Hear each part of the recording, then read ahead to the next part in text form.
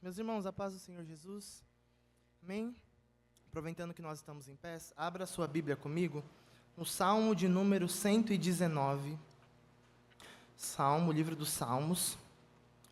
Salmo de número 119, verso 25. Vamos realizar a leitura da palavra do Senhor nessa noite.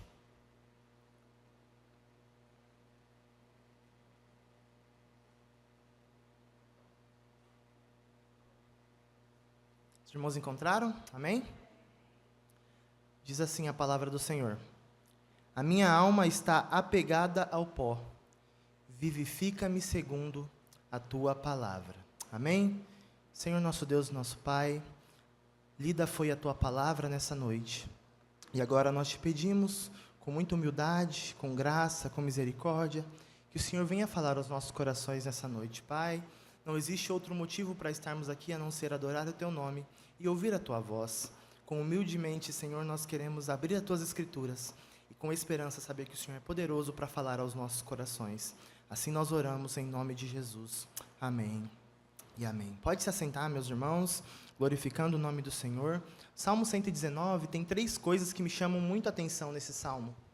A primeira é como o salmista ele se entrega ao Senhor e como ele revela o seu relacionamento com Deus. Ele usa muito a expressão de todo o coração, ou a expressão de coração. O Salmo 119 é bem longo, né, os irmãos conhecem. E ele usa muito essa expressão, né, de coração ou de todo o coração. Outra coisa que me chama muito a atenção no Salmo 119 é o amor que o salmista sente pela palavra de Deus. Ele expressa ali, praticamente, o Salmo 119, ele é uma declaração de amor à palavra de Deus, ou a lei, os estatutos, os seus preceitos, os mandamentos. Ele usa diferentes palavras para se referir à palavra de Deus. E a terceira coisa que me chama a atenção nesse Salmo é o quanto esse salmista ele clama por um reavivamento em seu ser. Ele clama muito ao Senhor para que o Senhor avive a vida dele. Ele busca uma restauração espiritual. E ao ler esse verso do Salmo 119, que nós acabamos de ler, o verso 25, o que me chama a atenção de imediato, é a condição que o salmista se encontrava, né? O salmista diz ter a sua alma apegada ao pó. Ou como dizem outras versões, o salmista ele diz estar prostrado ao pó, né? Com essas palavras, ele indica uma angústia tremenda, ele indica um desânimo grande que ele estava passando na sua fé, passando por alguma provação severa que nós não sabemos ao certo o que era, ele não deixa claro, mas trazendo para a nossa linguagem de hoje, ele dizendo que estava com essa alma pegada ao pó, é como se ele dissesse que ele estava se arrastando para lá e para cá. Ele estava numa situação difícil. Mas o interessante é que mesmo estando numa situação terrível, preste atenção nisso, ele ainda acreditava que a palavra de Deus tinha poder para vivificá-lo. Mesmo estando num momento muito crucial de sua vida, ele diz: a minha alma está abatida, está ao pó, sim, mas Senhor, vivifica-me segundo a tua palavra. E hoje o que eu gostaria de falar, e eu gostaria que você saísse daqui nessa noite com a esperança, com a certeza de que não importa qual seja a estação que você esteja passando, não importa a dificuldade que você esteja passando, Deus ele é poderoso para te vivificar, para trazer vida na sua vida através da palavra dele, amém? Nós não podemos nos esquecer que a vida está na boca de Deus. Como diz Hebreus, pela fé nós acreditamos que todas as coisas vieram a existir pela palavra de Deus, e aquilo que se vê veio a existir daquilo que não é aparente, ou seja, o Senhor criou todas as coisas do nada, e o relato de Gênesis, ele nos mostra que tudo no mundo foi criado pela palavra de Deus, exceto uma coisa não foi criada pela palavra de Deus: o ser humano. A Bíblia diz que Deus disse: haja luz e houve luz, haja uma expansão no meio das águas, e haja separação entre as águas, e assim foi conforme Deus havia dito. Mas quando chega a hora de criar o homem, quando chega a hora de criar aquele que seria a sua imagem e a sua semelhança, Deus foge do padrão que ele vinha apresentando, criando as coisas pela sua palavra. A Bíblia diz que quando chega a hora de criar o homem, ele não diz: haja o ser humano, haja o homem, haja a mulher, ele não faz assim. Mas a Bíblia diz que Deus fala: façamos o homem a nossa imagem e a nossa semelhança. E esse façamos no original hebraico é manufaturar, é fazer à mão, é mostrar a importância e mostrar o cuidado especial que Deus dedicou para criar o ser humano. É como se dissesse, literalmente, o homem foi feito à mão pelo Senhor. Eu falo entre aspas porque nós sabemos que Deus é espírito, Ele não possui corpo. Mas o escritor de Gênesis, inspirado pelo Espírito Santo, ao usar essa palavra, ele está detalhando como o homem foi criado de maneira especial. E Gênesis 2,7 diz uma coisa interessante, fala, formou o Senhor o homem do pó da terra e soprou em seus narizes o fôlego da vida. E o homem foi feito alma vivente. Perceba, o homem até esse momento, criado pelas mãos de Deus, ele era apenas um boneco do pó da terra, um boneco de barro, vamos dizer assim, mas até o momento em que o Senhor sopra vida nele, sopra fôlego nele, nas narinas dele, e aí o homem é feito alma vivente. Isso nos mostra, mais uma vez, que a vida está na boca de Deus. Por isso que a palavra de Deus tem poder para nos vivificar, meus irmãos. E aí o homem, ele é feito alma vivente depois do sopro de Deus. Isso não está na Bíblia por coincidência. A vida está nos lábios do Senhor. Portanto, quando o salmista, ao expressar a sua angústia de espírito, e ele fala, a minha alma está apegada ao pó, ele está dizendo assim, eu estou me sentindo sem vida, eu estou me sentindo outra vez como aquele boneco de barro, aquele boneco de pó apenas, eu estou me sentindo dessa forma, eu preciso, Senhor, que outra vez o Senhor sopre sobre mim a Tua palavra, eu preciso que outra vez o que sai da Sua boca venha sobre mim, para que eu tenha vida outra vez. Ó Deus, eu necessito do que sai da tua boca. E eu e você precisamos viver baixo do que sai da boca de Deus. Não viver baixo do que o mundo diz. A nossa esperança não está nos noticiários. E eu confesso que assusta os noticiários. Assusta o que a gente ouve por aí. Mas perceba, meus irmãos, isso, se nós olharmos para essas coisas, isso vai nos levar a uma condição de desânimo, tristeza. Olhar para este mundo não nos traz esperança alguma. Mas quando eu e você estamos caminhando baixo a palavra do Senhor, nós temos esperança para caminhar no meio da escuridão. E ao ler como o salmista, ele se sentia, o Senhor me faz lembrar dos 2 discípulos de Emaús.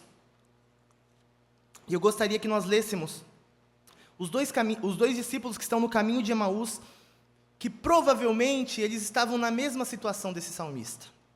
Vamos ler Lucas 24, versículo 13 ao 33. Uma leitura um pouco longa, mas eu gostaria que nós lêssemos para dar continuidade à mensagem. Lucas 24, 13. E eis que no mesmo dia, iam 2 deles para uma aldeia que distava de Jerusalém 60 estádios, aproximadamente 11 quilômetros, cujo nome era Emaús. Vamos lá, até o 33. E iam falando entre si de tudo aquilo que havia sucedido. E aconteceu que, indo eles, falando entre si, fazendo perguntas um ao outro, mesmo Jesus se aproximou e ia com eles. Mas os olhos deles estavam como que fechados, para que não o conhecessem. E ele lhes disse, que palavras são essas que caminhando trocai entre vós, e por que estáis tristes? E respondendo um, cujo nome era Cleopas, disse-lhe, és tu só peregrino em Jerusalém, e não sabe as coisas que nela têm sucedido nestes dias? E ele lhes perguntou, quais? E eles lhes disseram, as que dizem respeito a Jesus, o Nazareno, que foi um profeta poderoso em obras e palavras diante de Deus e de todo o povo. E como os principais dos sacerdotes e os nossos príncipes o entregaram à condenação de morte e o crucificaram. E nós esperávamos que fosse ele o que remisse Israel. Mas agora, com tudo isso, é já hoje o 3º dia desde que essas coisas aconteceram. É verdade que também algumas mulheres dentre nós nos maravilharam, as quais de madrugada foram ao sepulcro. E não achando o seu corpo, voltaram dizendo que também tinham visto uma visão de anjos que dizem que ele vive. E alguns dos que estavam conosco no sepulcro acharam ser assim como as mulheres haviam dito, porém não o viram. E ele lhes disse, ó nécios e tardos de coração para crer tudo o que os profetas disseram. Porventura não convinha que o Cristo padecesse essas coisas e entrasse na sua glória? E começando por Moisés e por todos os profetas, ele explicava-lhes o que dele se achava em todas as Escrituras. E chegaram à aldeia para onde iam, e ele fez como quem ia para mais longe. E eles o constrangeram, dizendo, fica conosco, porque já é tarde, e já declinou o dia, e entrou para ficar com eles. E aconteceu que, estando com eles à mesa, tomando o pão, o abençoou, partiu e lhe deu. E abriram-se então os olhos e o conheceram, e ele desapareceu-lhes. E disseram um para o outro: porventura não ardia em nós o coração, quando pelo caminho nos falava e quando nos abria as Escrituras? E na mesma hora, levantando-se, voltaram para Jerusalém e acharam congregados os 11 e os que estavam com eles. Até aí, numa rápida análise do texto, eu e você vamos enxergar algumas coisas. A primeira, o caminho de Emaús ele significava muito mais do que um caminho de volta para casa. Para eles, o caminho de Emaús significava um caminho de desânimo e desistência. Voltar para casa, nesse sentido, era desanimar-se, desistir da fé que eles estavam levando. Então, eles estavam deixando Jerusalém, onde Jesus esperava que eles estivessem, pois ali, depois que ele ressuscitasse, aconteceria o derramamento do Espírito Santo. Então, eles estão saindo do centro da vontade de Deus. E o versículo 14, que nós lemos em Lucas 24, diz que eles iam falando entre si o que havia sucedido. O que havia sucedido? O que tinha acontecido naqueles dias? A morte de Jesus. Parece que eles iam no caminho, voltando para casa, remoendo no coração, ou talvez as imagens ainda eram muito vívidas no coração deles e na mente deles, e eles iam vendo, repassando na mente tudo aquilo que eles tinham visto, a morte cruel que Jesus havia se submetido, as imagens estavam frescas ainda na mente deles, então tudo havia acontecido na sexta, e ainda era domingo, então estava muito recente tudo o que aconteceu. Além disso, muitas coisas para eles ainda não faziam sentido. Por quê? No versículo 15 diz o quê? Que eles faziam perguntas um ao outro. Eles iam pelo caminho fazendo perguntas um ao outro. Ou seja, os dois tinham perguntas, mas nenhum dos dois tinham respostas. Para piorar, versículo 16 fala que os olhos deles estavam fechados. Jesus estava caminhando com eles, e eles estavam tão envolvidos na situação, no problema que eles estavam passando, que eles não conseguiam perceber que Jesus estava caminhando com eles. E perceba que isso também acontece conosco algumas vezes. Às vezes a gente está passando por uma situação tão difícil, e a gente fica com a mente cheia de perguntas, cheia e com poucas respostas, tentando entender o porquê que isso está acontecendo na nossa vida, e a gente nem percebe que no meio do caminho Jesus está se aproximando da gente. A gente vai seguindo o caminho, até de vez em quando fala com ele, mas não percebe que ele estar ali é a segurança de que tudo vai dar certo. E isso acontece com eles. Eles estavam tristes, diz o versículo 17. O versículo 17 diz que eles também estavam tristes. Então, Jesus enxerga o semblante caído deles e percebe que estavam tristes. Portanto, aqui a gente tem um resumo primeiro da situação desses discípulos. Desanimados, cheios de perguntas, sem nenhuma resposta, sem visão espiritual e tristes, para piorar tudo. Se alguém perguntasse: e aí, como vocês estão? Provavelmente eles diriam como o salmista do Salmo 119. Eles falam: rapaz, a minha alma está apegada ao pó. Eu estou desanimado. Eu estou sem esperança. E existe, meus irmãos, uma razão principal para esses discípulos estarem nessa situação. Sabe qual é? Eles não conheciam bem a palavra de Deus. Foi Jesus quem disse isso. A gente leu, versículo 25. Jesus falou para ele: honestos e tardios de coração, para crer tudo o que os profetas disseram. Jesus estava dizendo: olha só, como vocês são tolos, como vocês custam a entender o que os profetas registraram nas Escrituras. Jesus os chama de tolos, de nécios, de bobos, tardios de coração para entender as Escrituras, porque eles não haviam entendido ainda bem as Escrituras e as profecias sobre Jesus, e por isso se desanimaram. Não haviam entendido que a cruz, na verdade, era o lugar da vitória deles, e não o lugar da derrota deles. Por quê? Porque não conheciam bem as Escrituras. E esse é o primeiro ponto que eu gostaria de falar nessa noite. O perigo de não conhecer bem a palavra de Deus. Eu vou falar 3 pontos. O primeiro é esse. O perigo de não conhecer a palavra de Deus. E não conhecer a palavra de Deus traz 3 consequências para a nossa vida espiritual. Pelo menos, traz muitas outras. Mas 3 nós enxergamos nesse texto. A primeira: se eu não conheço a palavra de Deus, eu não conheço a Cristo. Versículo 19. Olha só, olha a descrição que eles dão de Jesus. Quando Jesus pergunta que coisas, eles falam: Jesus foi quê? Um profeta poderoso em obras e palavras diante de Deus e de todo o povo. Nós estamos falando, meus irmãos, não é de 2 pessoas que caminharam longe de Jesus. Estamos falando de 2 discípulos de Jesus. Não eram parte dos 12, mas Jesus tinha muito mais do que 12 discípulos. Eles eram pessoas que caminharam perto de Jesus durante algum tempo. Mas, por não conhecerem as Escrituras, como Jesus disse, eles não sabiam quem realmente Jesus era. Para eles, a morte de Jesus fez com que ele se tornasse apenas um profeta poderoso e um homem bom com suas palavras. Apesar de ter exercido o ministério profético, Jesus foi muito mais do que um poderoso profeta.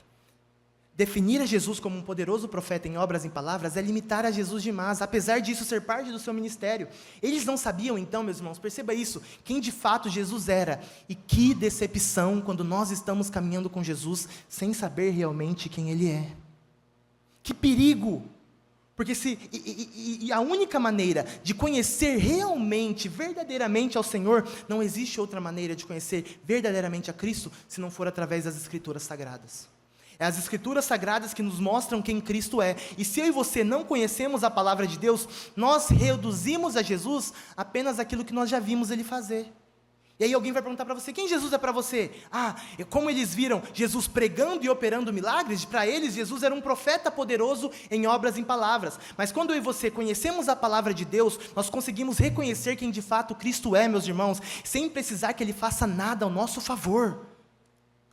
É o caso de Zacarias, que nós falamos aqui na cantata, no ano passado. Jesus nem sequer havia nascido ainda, Jesus ainda estava na barriga de Maria, mas Zacarias, desde o ventre de Maria, ele já reconhecia Jesus como Salvador do mundo. Por quê? Porque ele conhecia as Escrituras. A Bíblia diz que o Senhor nos levantou uma poderosa salvação, como nos prometeu pela boca dos santos profetas. Ele está se referindo à palavra de Deus, ele confiava na palavra de Deus. Então Zacarias, conhecendo a palavra de Deus, conhecendo as profecias, reconhece que o bebê que estava no ventre de Maria era o Messias, o Salvador do mundo. Zacarias não precisou ver Jesus operar milagre algum para reconhecer quem Jesus era. Ele conhecia bem a palavra de Deus, e quem conhece a palavra de Deus conhece a Cristo. Olha só, foi isso que Jesus disse em João 5,39. João 5,39.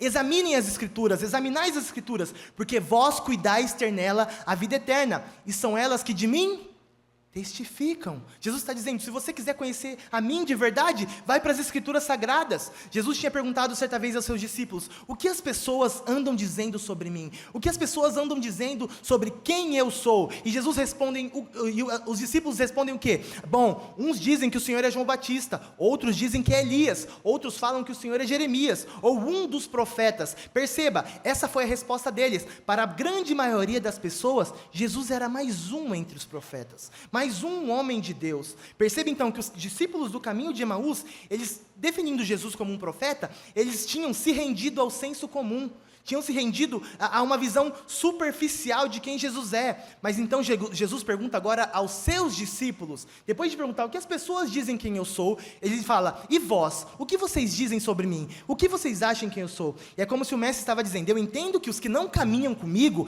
eles não me conhecem, eu entendo que os que não caminham comigo, eles não sabem quem eu sou direito, tudo bem, mas e vocês que são os meus discípulos? Quem vocês dizem que eu sou? E é nesse momento que Pedro recebe uma revelação da palavra de Deus, e ele responde de imediato à pergunta de Cristo. Ele fala, tu és o Cristo, o Filho do Deus vivo. Eu sei quem tu és, porque eu caminho contigo, e eu recebo e eu conheço a palavra de Deus. Jesus Cristo, então, meus irmãos, é muito mais do que um profeta. Ele é muito mais do que o provedor. Chega de ver Jesus apenas como aquele que pode trazer a bênção para minha casa, aquele que pode fazer um milagre na minha vida, aquele que abre a porta. Sim, ele pode e vai fazer todas essas coisas, mas principalmente, queridos irmãos, Cristo é o Salvador da alma, da minha alma, da sua alma. Cristo é o Salvador do mundo. Ele é o Messias prometido, que foi enviado para nós. E conhecer as Escrituras é conhecer verdadeiramente a Cristo. Esse é o primeiro perigo de não conhecer a palavra de Deus. Se eu não conheço a palavra de Deus, eu não conheço verdadeiramente a Cristo. Qual é o segundo perigo de não conhecer bem a palavra de Deus?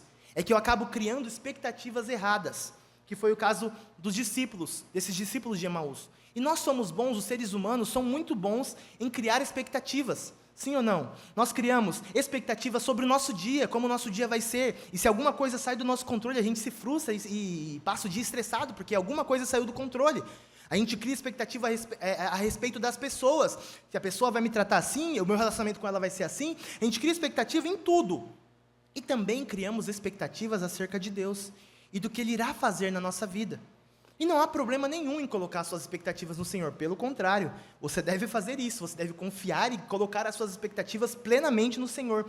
Mas vale lembrar que Deus é responsável por aquilo que Ele diz, e não por aquilo que nós entendemos. Por que eu estou falando isso? Porque muitos pegam versículos bíblicos sem conhecer a palavra de Deus, e aplicam totalmente fora de contexto. Afirmam, e ali, aplicando fora de contexto, eles afirmam algo que não está na palavra de Deus.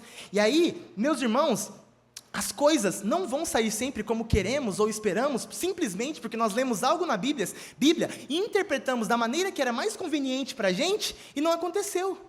As coisas não vão acontecer porque nós interpretamos errado. O grande problema está quando, por não conhecer a palavra de Deus, a gente vai lá, interpreta mal ela, o que nos leva a criar falsas expectativas sobre o que Deus deve fazer e como Ele deve fazer. Lemos a palavra, entendemos a nossa maneira, criamos uma expectativa e agora a gente fala, Deus prometeu e Ele vai cumprir. Eu li na Bíblia, mas em nenhum momento Deus prometeu nada do que nós estávamos imaginando, porque nós entendemos a palavra de Deus de alguma maneira errada. E aí, quando eu e você criamos expectativas criadas por nós, quando nós criamos expectativas e essas expectativas não são satisfeitas, nós nos frustramos e desanimamos na fé. Foi isso que aconteceu com os discípulos de Emaús. Versículo 21. O que acontece com eles? Eles falam o quê? Nós esperávamos que ele fosse o que remisse Israel. Eles estão revelando uma expectativa que eles criaram em Jesus e que Jesus não cumpriu. Porque eles esperavam que a maneira que Jesus remiria Israel era de uma forma, e Jesus remiu Israel e todo mundo de outra forma. Para eles, Jesus livraria Israel das mãos de Roma. E eles esperavam que ele fizesse uma grande revolução política e desse liberdade para o Estado de Israel. Mas eles ignoraram todas as profecias que falavam sobre o Messias, de uma redenção, de uma libertação que ele traria para a humanidade, espiritual também.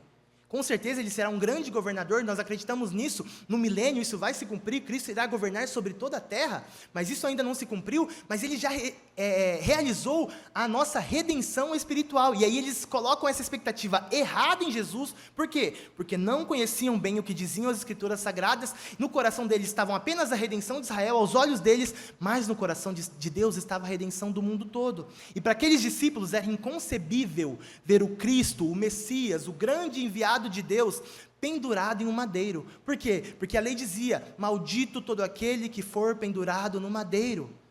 A cruz naquela época era considerada maldição para os judeus. Um Messias maldito não fazia sentido algum para eles. Pode não fazer sentido algum, meus irmãos, humanamente falando, mas foi o método de Deus. Deus ele poderia ter usado muitas outras maneiras para nos salvar. Mas a Bíblia diz em Gálatas 3,13 que Cristo nos resgatou da maldição, se fazendo maldição por nós.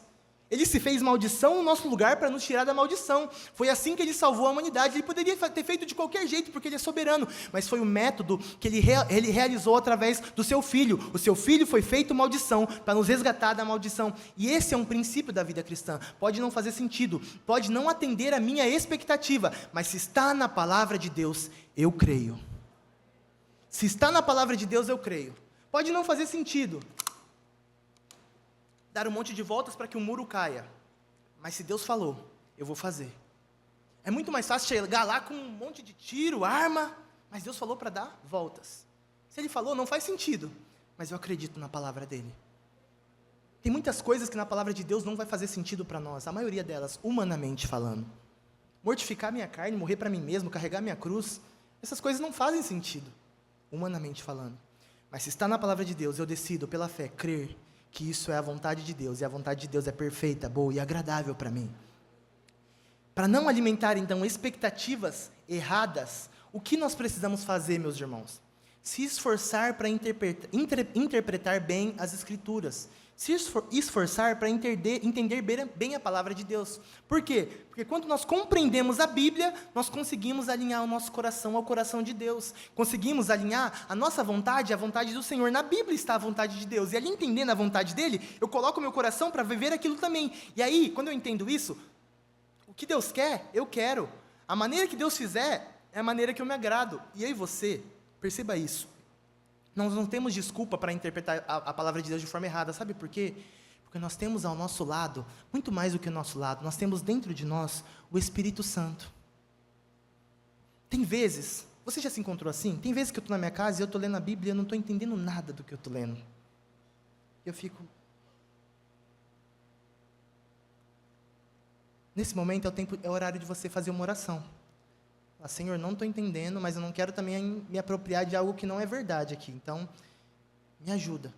Sabe por quê? Porque foi o Espírito que revelou a palavra, foi Ele que inspirou os profetas, os homens de Deus para escrever, e é Ele que ilumina agora a nossa mente, para a gente entender. O mesmo Deus que revela, inspira, também nos faz entender. Então não há desculpas. Clame ao Senhor todas as vezes que você for ler as Sagradas Escrituras e fala: Senhor, eu quero que o Senhor me vivifique através da Tua Palavra. Eu quero que o Senhor traga vida agora. Nós temos esse privilégio. Foi o que Jesus prometeu. Ele falou: aquele Consolador, o Espírito Santo que o Pai enviará em meu nome, Ele vos ensinará todas as coisas. Olha isso, o Espírito Santo nos ensina todas as coisas. Jesus fala assim: e Ele vos fará lembrar do que eu tenho dito.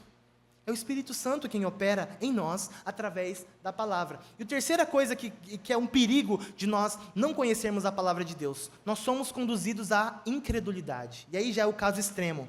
Eu estou falando de casos extremos, que é a condição mais extrema que alguém pode chegar. E pode parecer muito longe da nossa realidade. Pode parecer exagero, mas existem muitos que estão nesse lugar que se chama incredulidade, e muitos acabam, infelizmente, tendo ali suas falsas expectativas frustradas, porque não interpretaram bem a palavra de Deus, as quais foram baseadas no seu próprio conhecimento, e aí eles se frustram, e aí trilham um caminho da incredulidade. Isso é muito mais real do que a gente possa imaginar. Foi isso que aconteceu com os discípulos de Emaús. Não interpretaram bem a palavra de Deus, esperavam que Jesus fosse aquele que remisse Israel segundo a vontade deles, e aí, olha o versículo 22 e 23, eles deixam de acreditar agora nas promessas de Deus. Versículo 22, olha o que eles dizem para Jesus: é verdade que também algumas mulheres dentre nós nos maravilharam, as quais de madrugada foram ao sepulcro e, não achando o seu corpo, voltaram dizendo que também tinham visto uma visão de anjos, que dizem que ele vive. Jesus tinha prometido aos seus discípulos que ele iria ressuscitar. Ele disse isso lá em João 20, do 18 ao 19. Ele promete aos seus discípulos que ressuscitaria. Com certeza, é verdade que ele fala isso, a Bíblia fala que ele chama os 12 à parte, somente os 12 à parte, e ele fala essa palavra para eles, ele coloca isso para eles: olha só, eu vou ressuscitar. Mas, com certeza, essa ideia, essa esperança de que Jesus ressuscitaria, ela se espalhou no meio de todos, não apenas no meio dos 12. Tanto que as mulheres vão lá visitar o sepulcro para ver se Jesus ainda está lá.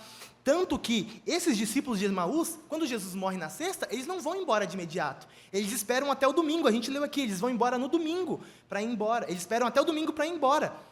Então, eles aguardavam a promessa de ressurreição, mas por Jesus não cumprir a expectativa deles, eles já não acreditavam mais na palavra de Deus. Mesmo que alguns dos discípulos já estavam espalhando a notícia: olha só, ele está vivendo, ele vive, Cristo ressuscitou. Mas estes dois discípulos não estavam indo apenas pelo caminho de Emaús, eu disse, eles estavam trilhando também o caminho da incredulidade. E o caminho da incredulidade é um caminho muito perigoso. É o caminho de apostatar da fé.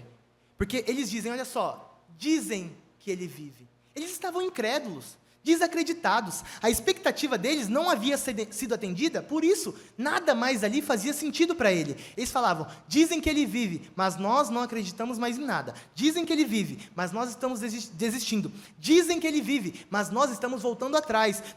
Todo esse tempo para nós foi perdido, estamos voltando para casa.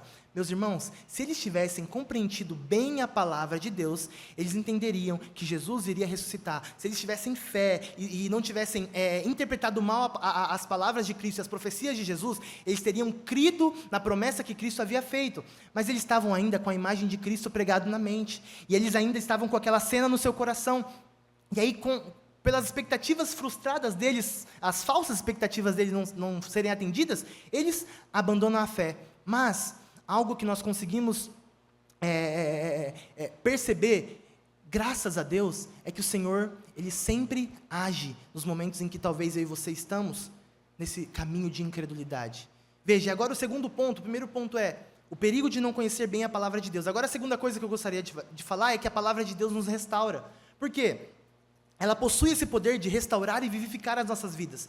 Como eu disse, esses homens estavam numa situação crítica da fé, tinham uma visão errada sobre Cristo, suas falsas expectativas tinham sido frustradas, eles estavam trilhando um caminho de desânimo, de incredulidade, mas o versículo 15 diz: Jesus se aproximou deles. Olha que maravilhoso isso. Isso faz toda a diferença, meus irmãos. Quando Jesus se aproxima de nós, essa é uma certeza que você pode ter no seu coração nessa noite. Jesus sempre irá se aproximar de você nos momentos difíceis. Sempre. sempre irá se aproximar de nós. Por quê? Porque quando Ele se aproxima de nós, Ele deseja nos restaurar. E Ele faz isso através da sua palavra. Foi isso que Ele fez com os discípulos. Versículo 27. Olha só o que Jesus faz. Quando Jesus vê a situação crítica em que eles estavam, Jesus faz o seguinte: começando por Moisés e por todos os profetas, explicava-lhes o que dele se achava em todas as Escrituras. Veja, a situação desastrosa que eles se encontravam, e agora Jesus vê essa situação e Ele começa o processo de restauração desses homens. E como Ele faz esse processo? Através da palavra de Deus. Porque Ele explicava o que se achava dele em todas as Escrituras. Por quê? A palavra de Deus tem esse poder de nos restaurar. Em João 6, após entregar um sermão que era considerado duro por muitos, Jesus vê muitos daqueles que estavam ouvindo a Ele ir embora. Jesus prega e muitos abandonam a pregação em seguida. Quando Jesus vê isso acontecer, vê as pessoas indo embora, Jesus volta-se para os 12 e Ele pergunta: vocês também querem ir? Perceba, Jesus não prende ninguém, meus irmãos. E Jesus não obriga ninguém a nada. Ele quer operar na minha e na sua vida, mas Ele nos dá a liberdade de aceitar ou não a ação dele em nós. Porque ao ouvir a pergunta de Jesus, Pedro, cheio de convicção, quando Jesus pergunta: vocês também querem ir? Pedro fala, e ele dá aquela resposta linda que eu e você já conhecemos: para onde iremos nós, Senhor? Se só Tu tens as palavras de vida eterna. Para onde iremos nós, Jesus? Se queremos ser parte da vida de Deus realmente, meus irmãos, se realmente queremos ter vida eterna, se queremos ser vivificados, precisamos nos aproximar de Jesus e ouvir as suas palavras. Jesus quer nos restaurar através da sua palavra, mas qual é a nossa reação? Ele quer, e a gente? E nós? Queremos ser restaurados através da palavra de Deus? O salmista, consciente da sua condição espiritual, ele clama ao Senhor. Ele fala: Senhor, a minha alma está apegada ao pó, mas vivifica-me segundo a Tua palavra. E os discípulos de Emaús? Versículo 28. Eles vinham pelo caminho escutando as Escrituras sagradas. E aí eles chegam no destino final, chegando à aldeia para onde iam.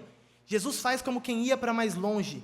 E eles o constrangeram dizendo: fica conosco, porque já é tarde, e já declinou o dia. E ele entrou para ficar com ele. Veja, eles ainda não haviam percebido que era Jesus que estava caminhando com eles.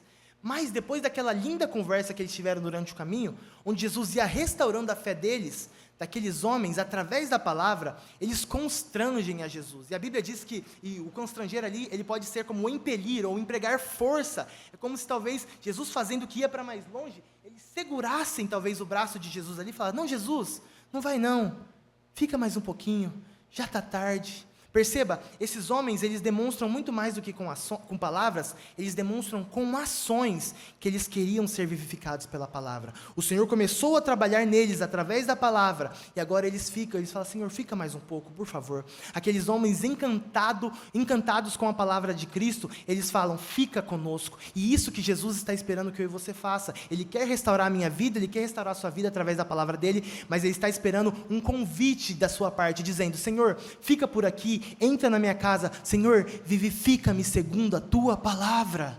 Eu quero ser vivificado. Nós precisamos entender que Jesus vivificando o nosso ser e nos dando vida verdadeira, isso é suficiente, meus irmãos. Isso é tudo que nós precisamos. Olha só, no versículo 30, diz que aconteceu que, enquanto eles estavam à mesa, tomou o pão, abençoou, partiu e disse, e lhes deu. E abriram-se então os olhos, e conheceram a Ele, e Ele desapareceu. Perceba, depois de serem conduzidos pela palavra de Deus, eles chegam a um momento de comunhão com Cristo. E chegando nesse momento de comunhão com Cristo, agora os seus olhos são abertos. Porque a palavra de Deus faz isso. Ela nos leva a ter comunhão com o Senhor Jesus. E ter comunhão com Jesus faz os nossos olhos serem abertos. Os olhos dele, durante todo o caminho, estavam fechados. Mas a palavra de Deus foi amolecendo o coração deles, ao ponto que eles se sentaram à mesa com Cristo, tiveram um tempo de comunhão com Ele. E ali, eles decidiram: realmente, Ele é Cristo, Ele é aquele que nós esperávamos que remisse Israel. E aí, de repente, a Bíblia diz que Jesus desaparece. E aí, no versículo 32, fala o quê? Eles dizem um para o outro. Quando Jesus desaparece, eles falam, porventura não ardia em nós, quando pelo caminho, quando em nós, o nosso coração, quando pelo caminho nos falava e nos abria as escrituras. Perceba, eles começam a testemunhar o que eles estavam vivendo, que enquanto eles tinham contato com a palavra do Senhor, os seus corações estavam ardendo. É como se eles dissessem, enquanto a gente estava desanimado, no meio do caminho, a palavra dele veio aos nossos corações e ardeu outra vez e trouxe vida onde não havia. Meu irmão, nesse ano, eu quero te desafiar a conhecer mais a palavra do Senhor, porque isso vai te fazer viver uma vida espiritual vitoriosa. Chega de ver uma vida baseada no que as pessoas dizem. Conheça a palavra de Deus, porque é ela que nos traz vida espiritual.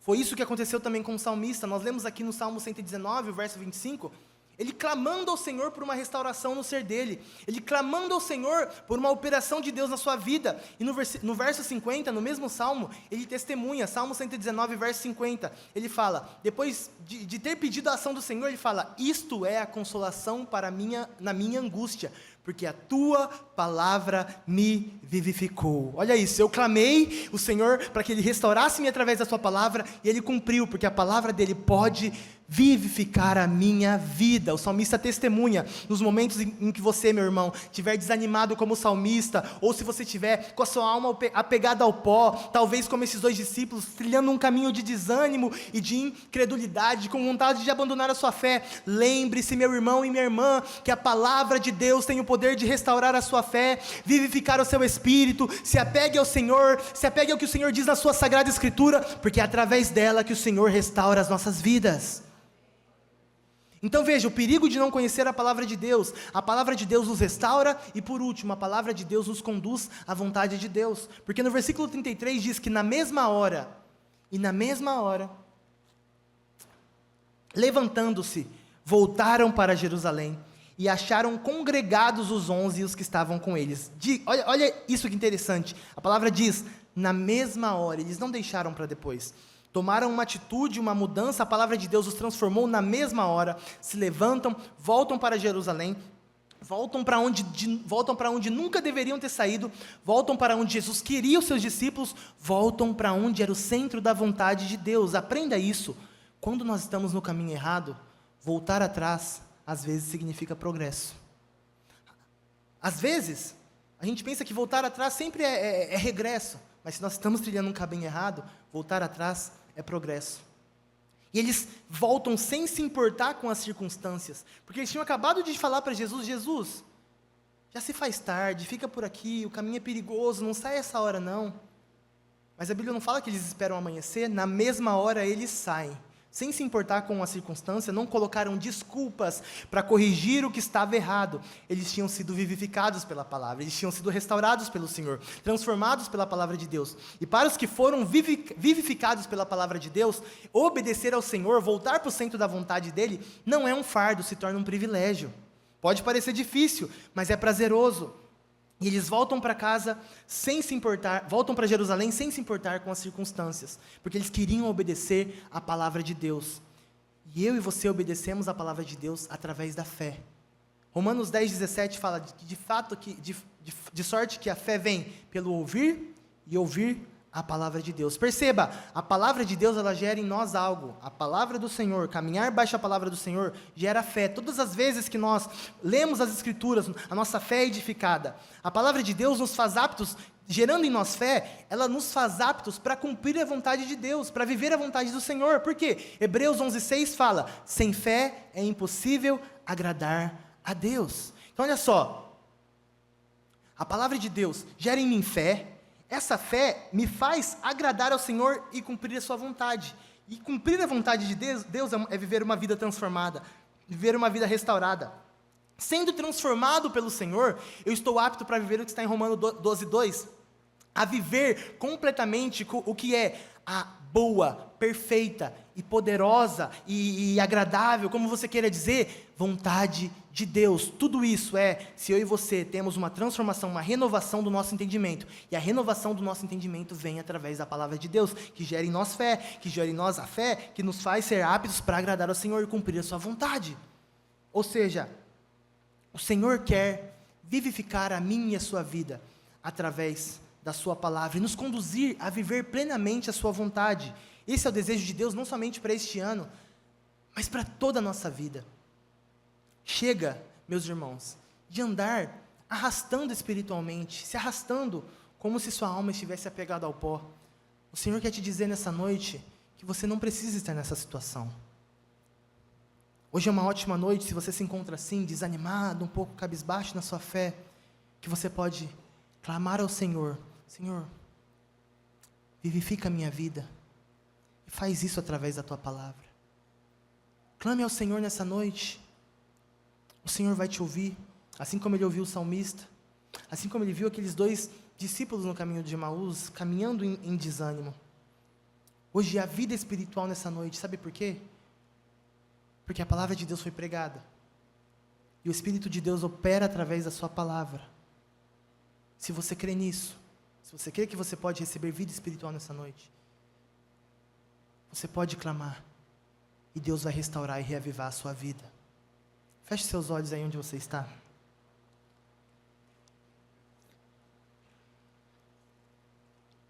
O que você precisa nessa noite, meu irmão, minha irmã, está em Cristo, está na boca de Deus.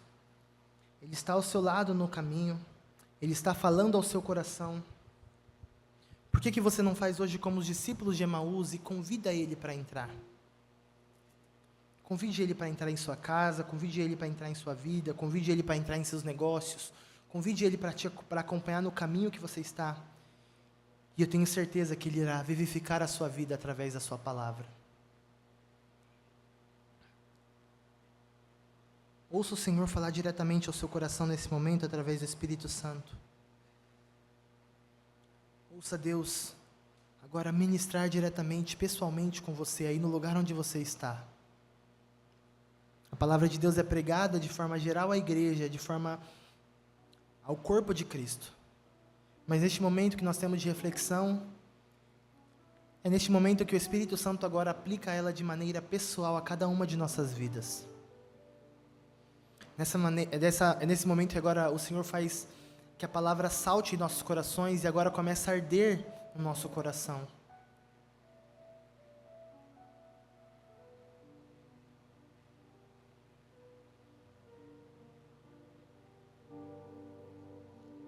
Pode ser que alguns de nós entramos aqui com a alma apegada ao pó e realmente a vida não tem sido fácil. Talvez os dias, os anos, os meses tenham sido difíceis. Eu quero que você saia aqui animado, sabendo que na palavra de Deus você encontra restauração para a sua vida. Senhor, em nome de Jesus, nessa noite nós oramos. Te agradecemos, Senhor, pela Tua palavra. E te pedimos, Senhor, agora humildemente, que o Senhor venha operar em nossas vidas. Deus, nós não somos merecedores, muito menos dignos, Senhor, de te pedir algo. Mas em toda a nossa indignidade, o Senhor nos fez dignos de entrar na presença de Deus. Então hoje, como dizem Hebreus, com ousadia nós entramos na Tua presença. Não com medo, Senhor. Nós entramos com ousadia, não pelos nossos méritos, mas pelo novo e vivo caminho que Cristo nos abriu. Um caminho que antigamente nós não poderíamos trilhar, mas agora pelo sangue de Cristo, aleluia, nós podemos andar. Senhor, eu clamo pela vida, pela alma dos meus irmãos que estão aqui nessa noite. Talvez alguns realmente estão, Senhor, com a alma apegada ao pó, Senhor. Talvez alguns estão desanimados. Talvez muitos, Senhor, já não têm acreditado mais, Senhor, naquilo que o Senhor pode fazer através da sua palavra. Eu te peço humildemente que da mesma forma que o Senhor caminhou ao lado dos discípulos de Emaús, venha caminhar ao lado, Senhor, de nós. Venha caminhar ao nosso lado. Venha nos explicando a Tua palavra, Senhor.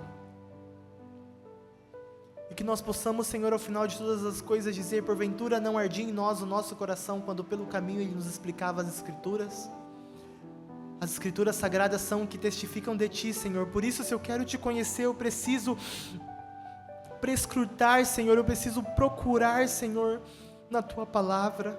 Me dá, Senhor, fome e sede daquilo que é a Tua palavra. O Senhor Jesus disse: nem só de pão viverá o homem, mas de toda palavra que sai da boca de Deus. A vida está, Senhor, no que sai da sua boca. Sopra sobre nós então, como uma brisa suave, como o Senhor soprou quando Elias estava naquela caverna. E sopra dizendo, Elias, sai para fora. Sopra dizendo, você não precisa estar mais apegado ao pó. Você não precisa mais estar desanimado. Hoje, filho meu, filha minha, eu te restauro através da minha palavra. Eu lanço a minha palavra sobre a sua vida. Neste momento, Senhor, eu oro repreendendo, Senhor, todas as palavras do inimigo que talvez penetraram o coração dos meus irmãos. Repreendendo, Senhor, todos os pensamentos que eles mesmos talvez criaram em algum momento, Senhor, e sufocaram a semente do Teu Evangelho. Ó Senhor, nós derramamos isso tudo por terra hoje na Tua presença, para que haja um espaço para que a Tua palavra entre e faça uma transformação. Ah Deus, como nós precisamos ser restaurados, reavivados, Senhor, como nós precisamos, Senhor, da Tua ação em nossas vidas, para sermos, Senhor, realmente, outra vez, vivos de verdade. E a vida verdadeira está em Ti, Senhor. A vida verdadeira não é o que o mundo diz, não é sobreviver, não é apenas existir, Senhor. Nós queremos viver vida verdadeira, vida em abundância, e essa vida está em Ti, está na Tua palavra. Receba a vida espiritual do Senhor nessa noite, receba o Espírito Santo entrando em contato com o seu Espírito hoje, ou Ele está aqui operando através da palavra, e Ele é poderoso para fazer muito mais além do que pedimos ou pensamos. Declare como o apóstolo Paulo nessa noite: eu sei em quem eu tenho crido, eu conheço aquele em quem eu creio, eu conheço o Cristo que eu professo a minha fé. Não tem nada melhor, meus irmãos, do que conhecer a Cristo. Senhor Jesus, nós queremos conhecer ao Senhor. Ilumina as nossas mentes através da Tua palavra para Te conhecer mais. Em nome de Jesus, Senhor, faz-nos caminhar o caminho de volta para a Tua presença, o caminho de volta para a Tua vontade. Sem medo, sem tardar essa decisão, sem adiar, Senhor. Que possamos ser obedientes a Ti, porque não tem coisa melhor, Senhor, do que viver em obediência à Tua palavra. Essa é a nossa oração e a fazemos no nome de Jesus. Amém e amém.